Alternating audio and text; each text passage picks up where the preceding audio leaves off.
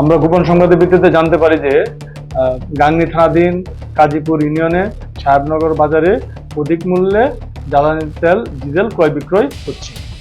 উক্ত সংবাদের ভিত্তিতে আমরা ওইখানে পুলিশ অভিযান পরিচালনা করি। অভিযান পরিচালনার সময় অধিক মূল্যে ক্রয় বিক্রয় করার সময় আমরা দুজন ব্যক্তিকে আটক করি।